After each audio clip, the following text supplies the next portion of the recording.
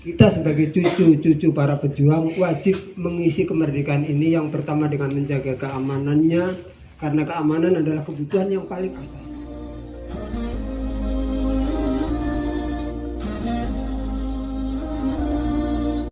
Assalamualaikum warahmatullahi wabarakatuh. Merdeka! Alhamdulillah wassalatu wassalamu ala rasulillah wa ala alihi washabihi wa mawalah. Amma ba'd.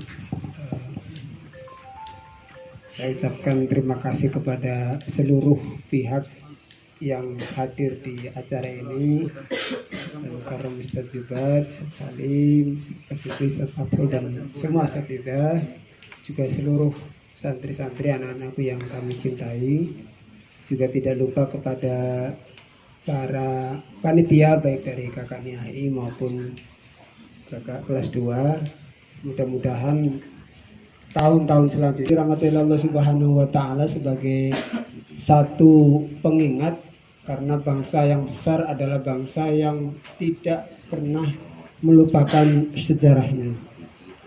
Jadi tadi malam 75 tahun silam Ibunda Fatmawati menjahit bendera merah putih itu, yang kemudian pada pukul yang sama saat seperti ini kami sengaja mengambil momen yang sama sebagai peringatan detik-detik proklamasi kemerdekaan Republik Indonesia yang ke-75.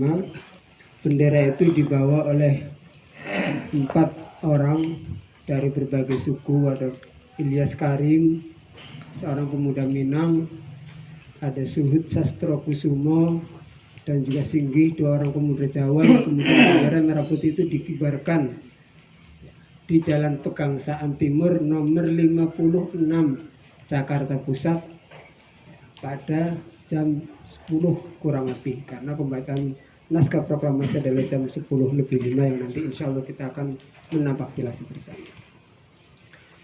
Hadirin asatidzah dan para santri yang dirahmati Allah Subhanahu wa taala, tadi sudah dibacakan oleh Akhina Al-Khudri bahwa Nabi Ibrahim alaihissalam sebagai imamun nas, imamul anbiya, wajalna kalim nasi imama, berdoa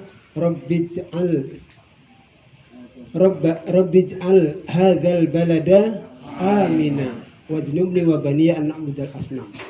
Beliau meminta kepada Allah agar memberikan rasa aman pada sebuah wilayah yang sebelumnya tidak ada penghuni. Artinya Nabi Ibrahim datang menghuni sebuah tempat tanpa bersusah payah. Walaupun demikian beliau mendoakan agar tempat ini aman sentosa.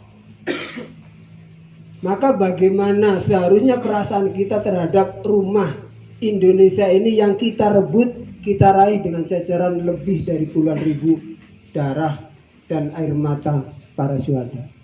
Tentu kita harus lebih mencintai negeri ini daripada Nabi Ibrahim mencintai Mekah, dalam hal bahwa kita susah untuk merebut negeri yang kita diami. Hadirin yang dirahmati Allah Subhanahu wa taala, jangan lupa bahwa kemerdekaan itu direbut oleh santri dan para ulama.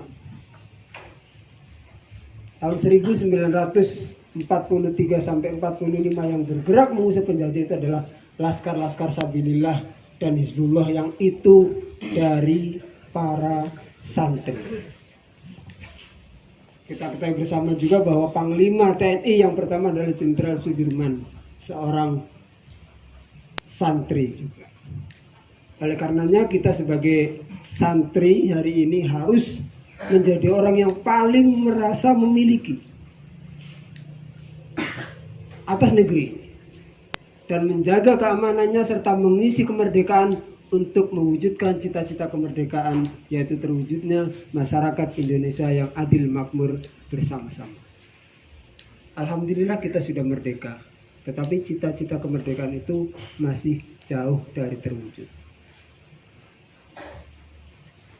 Jadi alih-alih kita mengabaikan atau menghancurkan Indonesia atas alasan apapun, ingat bahwa negeri ini terlalu mahal untuk kita sia-siakan, apalagi kita rusak.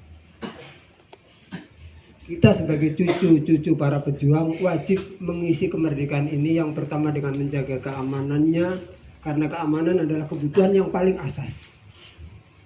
Kesehatan, harta yang melimpah, waktu yang banyak tidak akan berguna tanpa keamanan. Maka tadi Nabi Ibrahim Imamun Nas telah memberikan teladan kita. Yang pertama, jaga keamanan negeri. Yang kedua, kita bersama-sama mengisi kemerdekaan ini dengan memberikan sumbangsi terhadap permasalahan-permasalahan yang dihadapi oleh bangsa ini. Hari ini kita masih menghadapi masalah kurang beradabnya secara keseluruhan masyarakat Indonesia. Maka kita secara pribadi harus menjadi orang yang beradab, untuk kemudian menjadikan orang-orang di sekeliling kita sebagai orang-orang yang beradab, sebagai perwujudan cita-cita luhur dari Pancasila. Sila yang ke?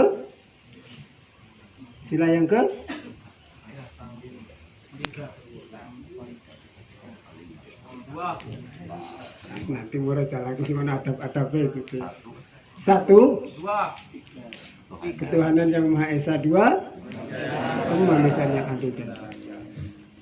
Kemudian kita juga masih dihadapkan pada tantangan pada sila yang paling akhir ini yang masih sering bikin rusuh ya.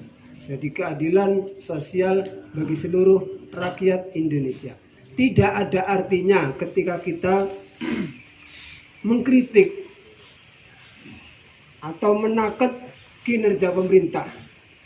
Yang paling baik adalah bagaimana kita juga bisa menjadi bagian dari solusi atas masalah-masalah yang dihadapi oleh bangsa ini.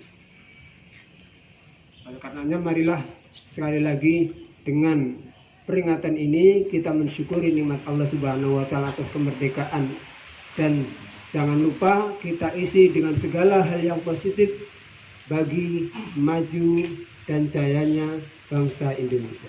Hadirin yang dirahmati Allah Subhanahu wa taala, saya kira itu yang perlu kami sampaikan. Sekali lagi mudah-mudahan momen ini bisa membawa kita kepada 75 tahun silam, ketika 350 tahun kebelakangnya lagi kita betul-betul menderita.